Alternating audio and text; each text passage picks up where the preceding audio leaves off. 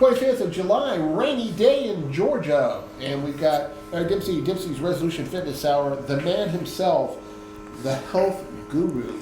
Yeah, that guy. The man who put kettle in kettlebell. Wow. Yeah. There you go. That's the guy here on that. Man. You know, I understand that they actually designed the kettlebell based on the shape of my head. Is there any truth to that? I think that was the dumbbell. Remember, you got to talk right. Oh, I can turn it on. Toasting 1, 2. Okay. Yeah. He's here. That was the dumbbell. Hi, Miss Pat. Hi, honey. If you keep trying to turn Mr. Eric on there, I'm going to have to go home. I'm going to just pass on that one. Wow. You guys. Okay, so I, of course, as always, try to keep up with Eric. Okay, don't worry about that. That's all right. That's okay. And you know, him getting people in shape and pumping people up. And I'll tell you what, yep, there he is. Okay. Hey, is the current one? Yes. It's not that crazy guy with the beard from last year.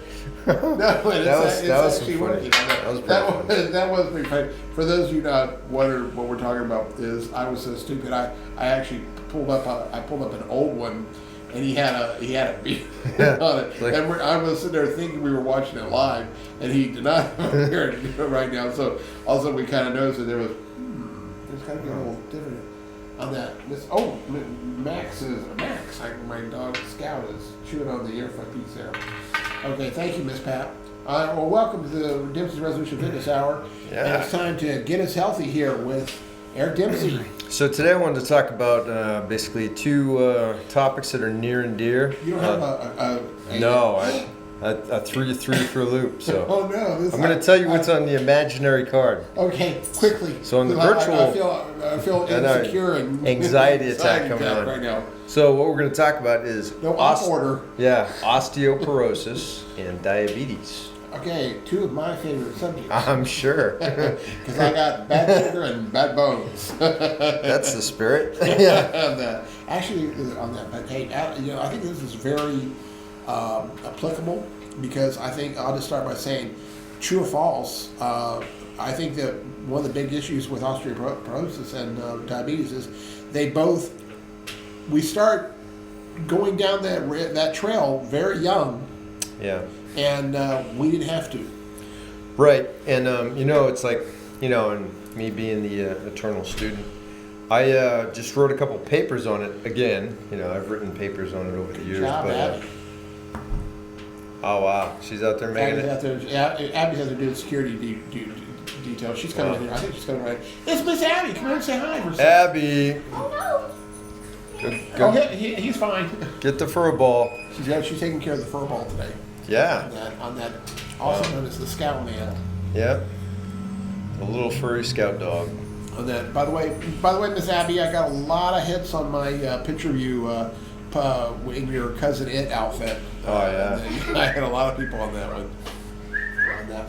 She's trying to entice. She's the scout dog babysitter. That's it.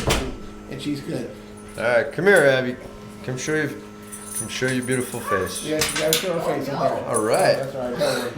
It's only a charging cable for some electronic device. Who cares? Yeah, who cares? Yeah, let's get this thing out of the way. Oops. Whoa. Pat's gonna Hello. Whoa. Okay, all right, good. Hello. Hi. Do we have? Wait, I don't see her. Oh. Move her more this way. Yeah, let's look at this one. Dun dun dun dun dun. Oh. Oh, Nelly, look at There you go. Hello. the social media queen. On that, and then. I am social media queen. And now, Miss Media Queen, walk over on this side and you Yeah. can get on the Facebook. Yeah, get on all of them. There you go. Now I can see you.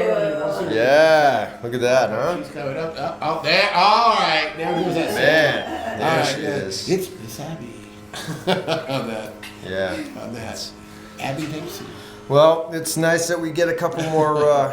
We've gotten to do our Radio Tuesdays, and we get to hang out together for a couple hours during this. Look at that hair. I'll tell you. Yeah, right? On that. Obviously, she doesn't get that from you pictures. Yeah. Yeah.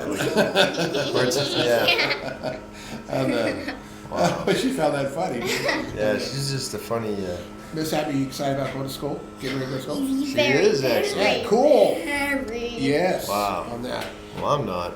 Did you get your backpack and $1,000 worth of Nope. balloon pies and stuff that you got to get yet? Nope, not yet. Not I really yet, huh? want to start doing. We've all got to start employing Eric Dempsey Nutrition Fitness so he can pay for Miss Abby's public school. Yeah, I need the public school fund to help out paying for the supplies. I'll tell you what, it's ridiculous. Yeah. There's no doubt about that. On that. So we're going to be talking. Thank you, Miss Abby. So we're going to be talking today about osteoporosis, and which is what the bones wearing out, and that's a layman way of saying it. Yeah, very layman. Layman's term, yeah. So basically, what we're talking about here is That's me, by the way. I'm the layman. osteoporosis, man.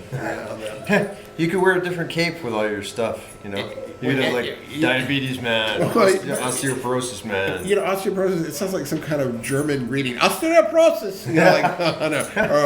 Or Russian or something. Osteoporosis. Yeah, there's going to be some kind of collusion with the Russians, right? That's it. So osteoporosis, one of the big things is, as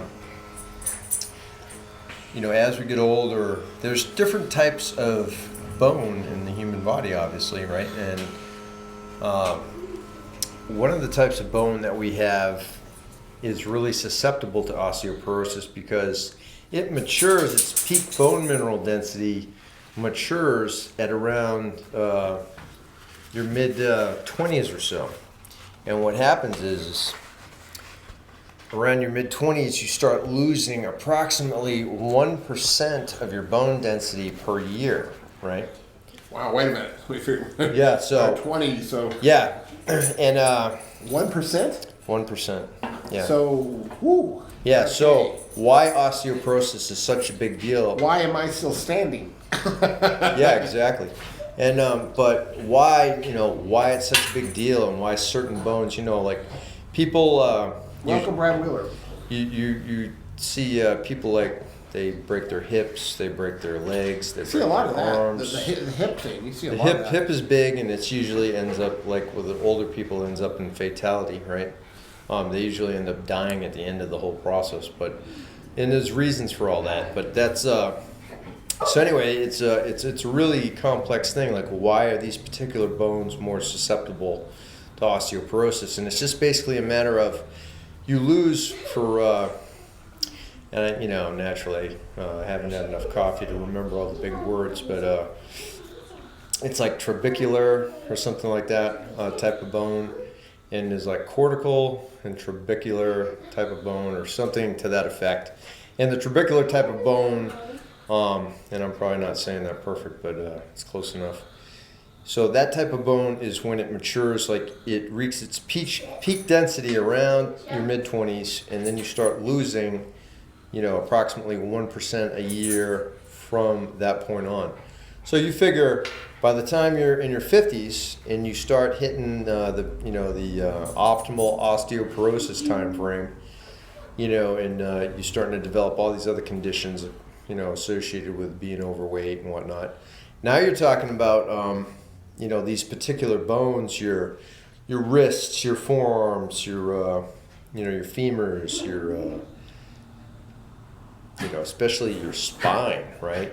Cervical vertebrae fractures with the osteoporosis is extremely common because all of these bones are at some point in time during some movements are weight bearing. So if you trip and bang into something or fall, you're going to throw your hand out, or you're going to stumble, and you're going to land on a hip, or you're going to brace yourself with your arm, and those things are going to snap like twigs because they're porous. They're super brittle, and they have super, low bone mineral density. And, so that way, these bones are at super risk. And then the other type, like the cortical type of bone, that doesn't mature until like in your 40s. So it stays stronger for longer, right? So that type of bone doesn't get affected as much as this other kind because the other kind already started declining in your 20s, right, from your 20s on. And so by the time you're like 50, this is without osteoporosis. You're already down, like 30, 30%, right? And then you get osteoporosis, which cranks it right up because those bones are already weak, they're already susceptible, and they just really get hammered by osteoporosis right off the bat. So that's pretty crazy, right? And so then you start breaking stuff. You step off a curb, boom, there goes your hip and femur, and it's all downhill from there. So most of the time, the big thing with osteoporosis is, in the medical side of the house, they're always like, oh, calcium and vitamin D and all your strong bone stuff, right? But it goes way beyond that. That's all you hear about when you talk about osteoporosis: calcium and vitamin D, D3, right? And but it's so much more than that, because before osteoporosis and osteoarthritis, you have a thing called osteopenia, another famous word that nobody uses. Isn't that a drink? Yeah. Dos osteopenias. Yeah. So osteopenia is the age-induced loss of bone mineral density. That's basically the persecutor to what comes before. That was the second thing I thought it was. Yeah. So that, of course, is tied right to what's called sarcopenia, which is the age-induced loss of lean body mass. And so once you have this process going on where you're losing good stuff from your body, and you're in a catabolic state, you're producing fat, you're burning lean body mass, aka muscle, organ tissue, heart tissue, connective tissue, fascia, and all kinds of other stuff. And of course, that's hammering your bone mineral density. So then as that declines and you get fatter and weaker, you delve from osteopenia and sarcopenia, and you start going into specialized conditions like osteoarthritis, osteoporosis, and then eventually you decay to the point where your posture is like so bad and you shattered your hips and you're so weak, that just the decay of your entire system is at such a low point that most people are usually as they're elderly, they can't recover from it, and they usually die. So that's why you see a broken hip. Little old lady breaks her hip. It's a very common thing. Miss Abby, pull that white cord out of there, please. Oh yeah, Just pull it out of there completely. Thank you, and hand that to me. Yeah, don't let the scout dog chew on the wire. Thank you, darling. All right, hang it up. Good job, baby. All right, Where's the red laser? I want to play around with Scout. Huh? Do you have the red laser? You get your laser pointer? Oh, okay. My laser pointer. He's fresh out of laser guns. Nope, I don't have that today. Miss Pat has. All right, sit down and be calm with Scout Dog. Okay. You got to keep the Cujo. Got to keep the Cujo calm, Yes, calm yes, and still. Yes, he's. So what you're saying? Okay, so are you saying that when we get that the normal healthy person, even that person, when they're hitting 50, they've got that bone loss? you're going to have a degree of bone loss just from aging, just as the normal human condition, right? And so what, you're a lack of nutrition, a lack of fitness, all these things compounds it. All it is osteoporosis is basically like you really screwing up and amplifying the natural aging process by just really making these vulnerable areas of your body, just decay even more rapidly because of your poor eating and poor, just overall lifestyle habits, right? And so the fix for that is, obviously doing the right things. And the fix for all this stuff comes back to lifestyle, nutrition, exercise, mindset, having a healthy, the whole healthy picture and the comprehensive total person concept where you're talking about mind, body, and spirit, right? So you want to be doing the right things, eating good, getting enough sleep, managing your stress, keeping your cortisol levels down, keeping your hormones balanced, and all this stuff, and just doing normal, healthy stuff, right? Which that's people don't do, so that's why you have all these conditions. So this is normally age-induced stuff, right? But now, because of the rampant rise in obesity in both adult and youth obesity, you got people doing more bad stuff to themselves than ever before. So what happens is all these things that used to occur, like sarcopenia and osteopenia, are now affecting youth and teens when they used to just affect elderly people. So imagine that stuff that used to just affect older people elderly people, and that was considered normal as part of the aging process, is now affecting little kids and teenagers. So that's not cool, because that means we're doing stuff that used to affect the 80-year-old person is now affecting the 18-year-old person or the 8-year-old person. So like that is just, a decay, a social decline, where now our society is just doing so much bad stuff in so many different, basically any direction you turn, that we're starting to get kids, teens, young adults that are suffering from stuff that used to be just considered for seniors. And that's pretty alarming when you think about it, right?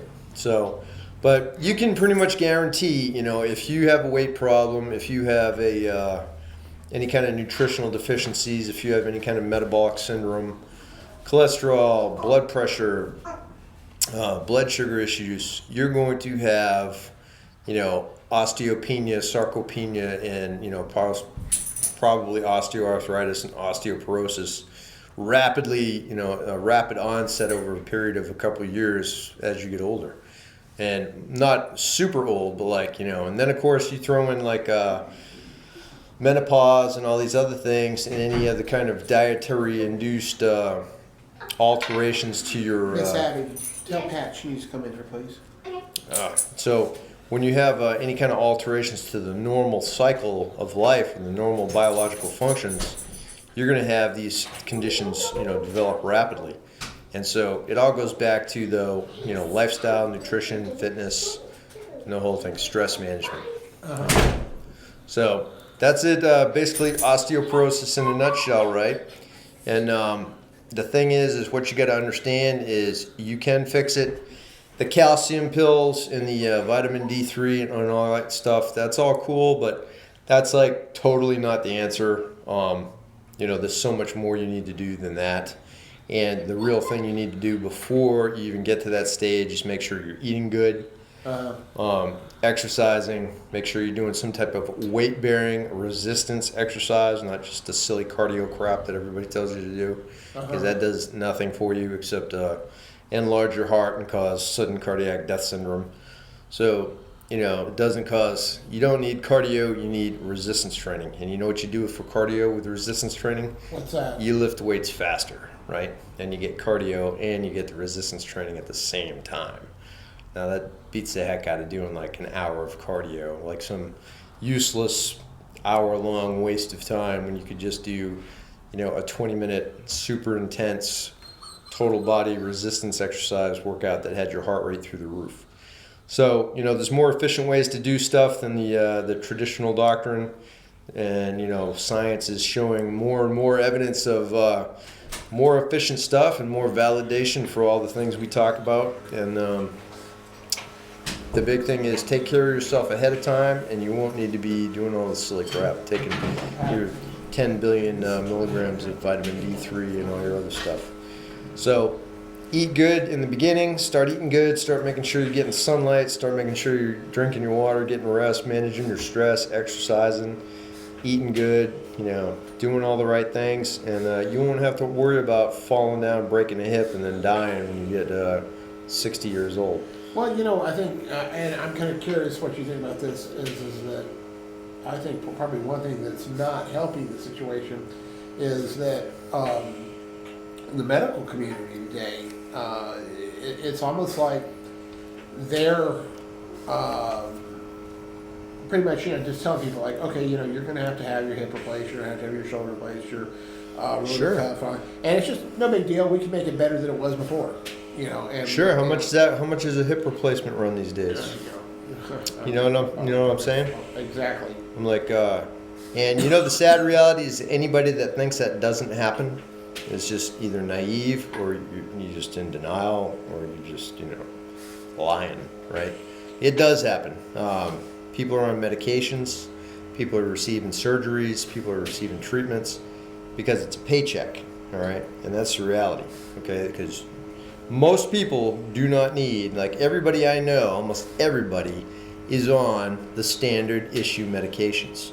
You walk in the vicinity of a hospital and you're going to get a prescription for hypertension. Oh, pre-hypertensive. You walked within 10 feet of a hospital, you're pre-hypertensive.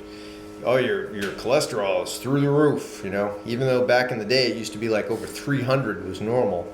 Now, you know, they have their absurd cholesterol tests. It's like, oh, 200 and, oh, your stuff is bad. You know, you got to take these statin drugs.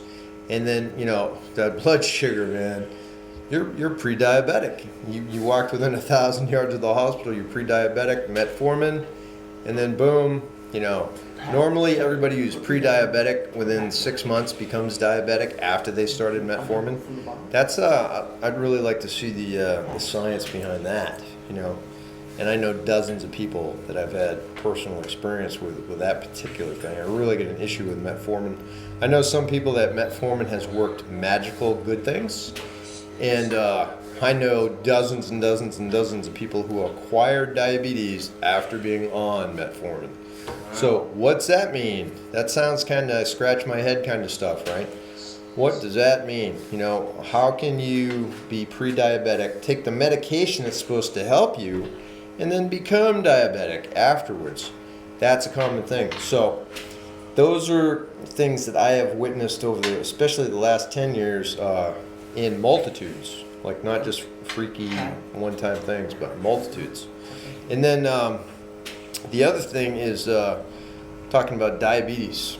You know, diabetes used to be a really, really bad thing. You wouldn't realize how many professional and Olympic athletes have diabetes. And, you know, a lot of people with type 1, you know, you don't see so much type 2 because, you know, type 2 is a man-made kind of thing.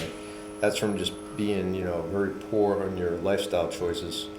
And so type 1, though, that's stuff where you're born, where your body's not producing enough insulin, and you got to give yourself the insulin shots and stuff. And so, but the management techniques and the treatments that they have nowadays, and the auto injectors, and the all the different methodologies they have for treating type 1 diabetes is really, really effective, combined with a really, really good nutrition and training program that allows athletes to participate in, you know, advanced level, elite level performance, where, you know, these guys are type 1 diabetics. And of course that applies to the regular population because, you know, no longer do you have to be a slave to the insulin shot.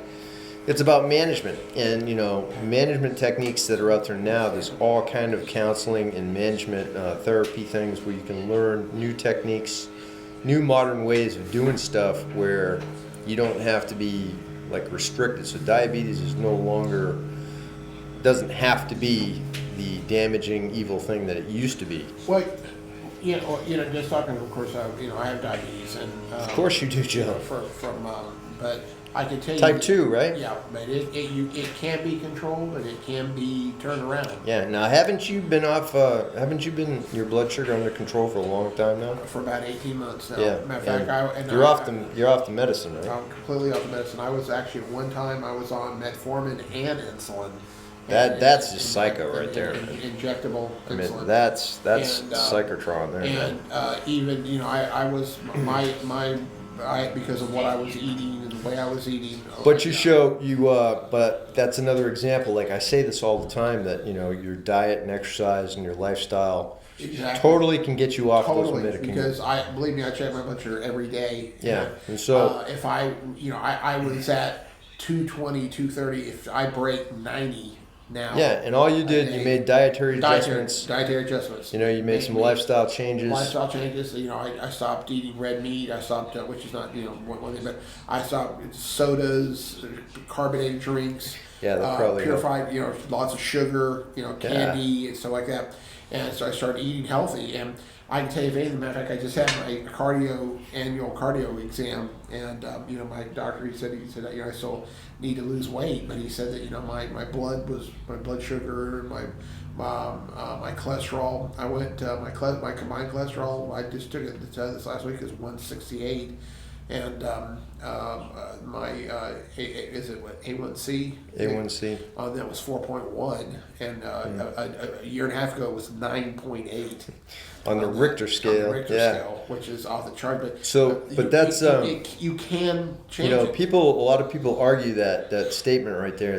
They're like, oh no, once you get diabetes, you got it, and that's. Maybe technically, like maybe the disease is never officially gone. Gone, but you can. But if you don't have any of the symptoms of the disease, it kind of is gone. You know what I mean? Exactly. I don't really care about the technical part. And I can tell you too that it's amazing that that you literally, and this starts. I was thin as a child, and I was even as a young adult. I was in very good shape, well into my late 30s. Yeah. But you just it gets me today because I see parents with kids, and obviously they have kids with their parents, but I see parents with their kids, and they sit there and take a bowl of cereal and put 10 spoonfuls of sugar in it, and then we'll walk away from that and eat 2 double dip things of ice cream with chocolate sauce on it, and then just very, very high sugar things and stuff, and say, oh look, it's cute, they're on a sugar high, and stuff like that, and then drink, I believe there's I think there's something like 12, the equivalent of 12 teaspoons of sugar in one Coca-Cola. Yeah, those charts you can get online where you can see all the different things, and they'll have whatever the type of food is, and they'll have all the sugar cubes next to it. And they got these charts, these different visual representations of how much sugar. So they'll show like a can of Coke or a can of whatever soda. They'll show another one of the jokes is like the 100-calorie snack packs. That's just packed with chemicals and sugar and all this stuff. It's horrible stuff. That's all of that. Anything that says like 100-calorie snack pack, you need to stay away. Well, that's one thing that and it's just this is something that you taught me too. Is that there's so many deceptive things out there. One of the ones that just blows my mind, which is just I think is irreprehensible, is the fact that you go out to the supermarket and you get these, these quote diet meals, frozen diet meals. Oh yeah. And then you turn them over, and they've got 2,000 milligrams of sodium in a little tiny little thing. Yeah, and that's not even the worst of it though. It's and then monosodium glutamate and all these chemicals. All of that, but it goes on like the food coloring, the artificial flavors, the nitrites and the nitrates and the the carcinogens. And again, not trying to sound sarcastic or anything or facetious, but I guarantee people out there when you go to the supermarket. And you get this apple or this pear or these strawberries, and they look absolutely perfect. They're rosy red with not a blemish on them, and they're huge, and they're perfectly and shaped. Taste perfect. And they taste perfect. That's not natural. No, that has been artificially created with chemicals. And Eric, I think I told you. So because we eat a lot of we eat a lot of fish and chicken and stuff, and we go to the to the seafood places, and when you look down there and you gotta watch what you look at, because oh look, there's fresh salmon, and then all of a sudden you read it, so it says color artificially enhanced. Yeah. Now what the heck does that mean? Yeah, exactly. And then you got to watch out, because a lot of it'll say fresh salmon, but it won't tell you that it's farmed. I've seen farmed. You explain to me what farmed. Farm salmon, That actually sounded good to me at first, like it's a catfish farm, and then yeah. What is a farm? Yeah, it's where they wallow in their own, waste and their waste, and it's filled with chemicals, and it's filled with all this stuff, and it's just terrible. And tilapia is one of the worst offenders of. And see, that was the catch-all great food of the. Yeah, everybody loves tilapia, right? Oh, and, tilapia is great. So everybody likes tilapia, and when you look at the tilapia, they say that's one of the worst of all the farm fish because it's just like horrible. And for some reason, that type of fish really retains all the chemicals and really just absorbs all the bad stuff. And one thing too, I think that's interesting. I'm going to put this up here. That's all that. That also too is that I mean here locally, I mean it's I've been lived here all my life, Yeah. and do you know that if you go out and you get fish in the Chattahoochee River, okay, Yeah. Well, on that that's scary. there is the Department of Human Resources and the Game Warden and stuff. They put out a little chart. And a couple things they tell you is they tell you to make sure, if you get any type of fish out of Chattahoochee, that, you remove all the flesh off of the spine area. And, and look at because they said it's so contaminated with mercury on that, Oh, yeah. because that's where that kind of sits up in there, gets up in there. Then they said, I mean, I can't tell you how many times I've caught fish out there. I don't even eat them anymore. I've caught fish out Mercury there used to be tooth fillings. with a. Imagine that. Yeah, you really. And People used to actually, like, there's been fatalities where, like, one of your fillings pops out, a big filling, and it was enough dosage where, like, you swallow it, and people have died from it. Yeah, and I literally, as gross as it sounds, I've caught fish in Chattahoochee and seen, tumors on the side of the fish. Oh, well, all you gotta do is take a look at the river. I mean, it's like, I wouldn't, it's like you couldn't boil that stuff enough to get, that's like Chernobyl or Fukushima wastewater. It's exactly because, we have, is people don't realize, is the Chattahoochee River goes all the way up through metro Atlanta. And Atlanta dumps, the big thing that they dump in there is they dump chemical waste into the water. It's bad enough sewage, but chemical waste is Imagine that. So, like, and like you're out there doing all these boating activities and all this water activities, and you're like swimming in it. And what do you think that does to you? Like just being exposed. Like never mind drinking it or eating it, right? Yeah. But just swimming it, I wouldn't even. I'd send you to an NBC decon chamber after you came out of the river there. You'd have to go through the really wash. Yeah, absolutely, no, and it is, and so I mean that's a. We see stuff we're talking about all over the world. We're talking about right here in Columbus. Oh, yeah. But hey, we drifted a little bit from diabetes, so let's get back to the diabetes. So anyway, the diabetes, the whole point is like, it is controllable.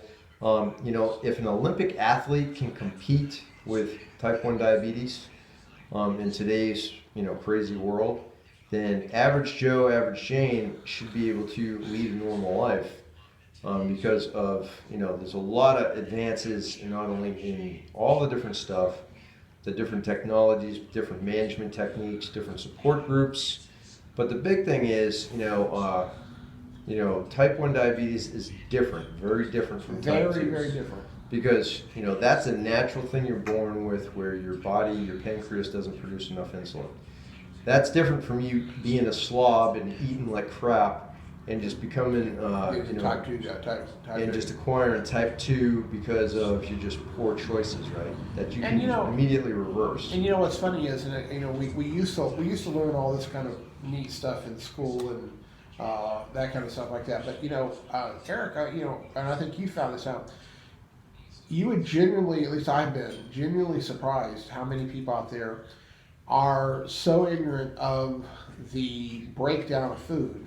That they'll sit there and let me give you a perfect example, okay? Is they'll sit there and they'll say, well, what, Eric, I don't eat, I've got diabetes and I don't eat any sugar at all. And I eat a lot of rice and a lot of bread. And then you go, but no sugar, not a bit. Yeah. And then you go, you're eating tons of sugar. And then you go, no, I'm eating carbohydrates. Yeah. And then not sugar. And then what happens to carbohydrate? It turns to sugar. Glucose and glycogen. Yeah, on that. So I mean, and there are a lot of people out there going, "What?"